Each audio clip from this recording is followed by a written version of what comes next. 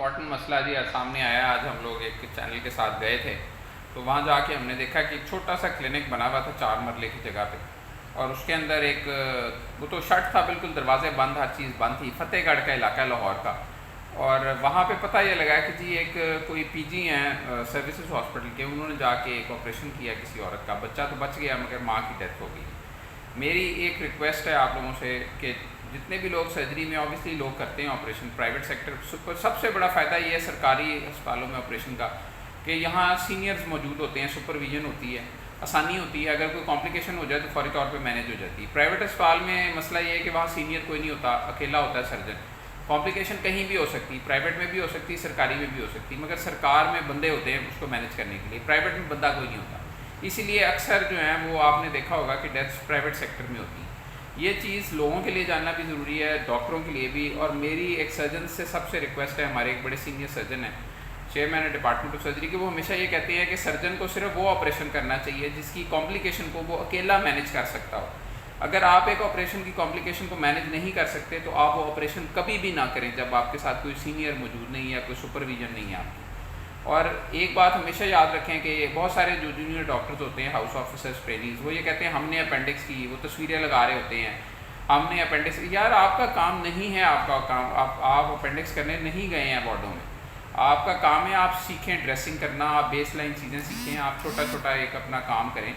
کوئی ضرورت نہیں ہے ہر آپریشن پہ واش اپ ہونے کی, ہر آپریشن پہ جا کے کھڑے ہونے کی, آپ کا کام نہیں ہے. آپ اپنی پہلے بیس لائن چیزیں درست کریں, پھر اس کے بعد یہ دیکھیں. اور اس کے علاوہ میں, ہمارے ایک استاد ہیں پروفیسر خواجہ عظیم صاحب, مجھے ہمیشہ یاد ہے وہ آتے ہوتے تھے کلاس میں, تو وہ جو کہتے تھے, یہ میں ان ہاؤس آفیسرس کے لیے کہہ رہا ہوں جو کہ سرجری میں ہیں یا جو اسٹوڈنٹس ہیں, جو آپ ریگولر اب تو کلاسز شروع ہو گئی تو تھیٹرز میں جائیں گے, تو یہ بات ہمیشہ یاد رکھیں. وہ یہ کہتے تھے کہ جب بھی آپریشن تھیٹر میں جائیں آپ, تو جو سرجن ہے سب سے پہلے آپ یہ دیکھیں کہ جو اس نے لائٹ, اس کا جو لائٹ سورس ہے, جب دیکھا آپ نے دیکھا ہوگا کہ وہ جب چادر وغیرہ سارا اسکربس ڈال کے پیشنٹ پہ, تو ایک لائٹ سورس کو فوکس کرتے ہیں اس ایریے کی طرف جہاں پہ سرجری ہو رہی ہوتی ہے.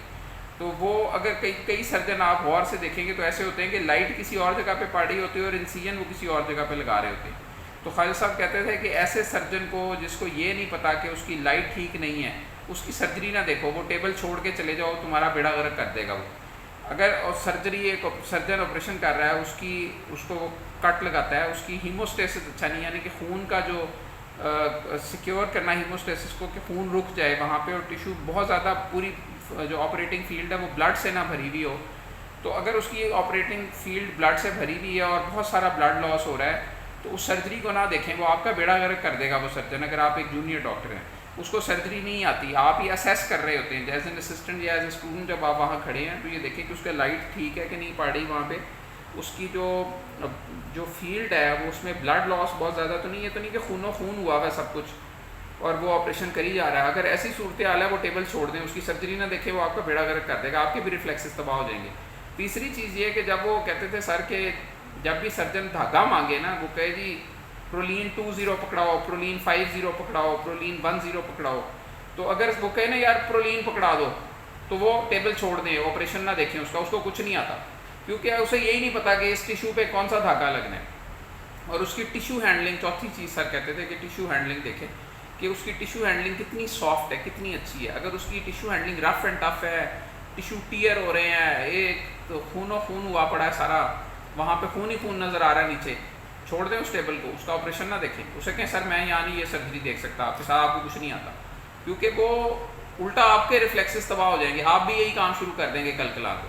تو یہ بہت امپورٹنٹ ٹپس میں نے بتائے ہیں ہاؤس آفیسرس کے لیے, ٹرینیز کے لیے, جو پی جیز کے لیے جو نئے آئے ہیں, کہ سرجن کو ہمیشہ ہر سرجن کے ساتھ نہ واش اپ ہو جائیں, جا کے کھڑے ہو جائیں, کیا ہو جائے میں دیکھتا ہوں سر کیا کر رہے ہیں.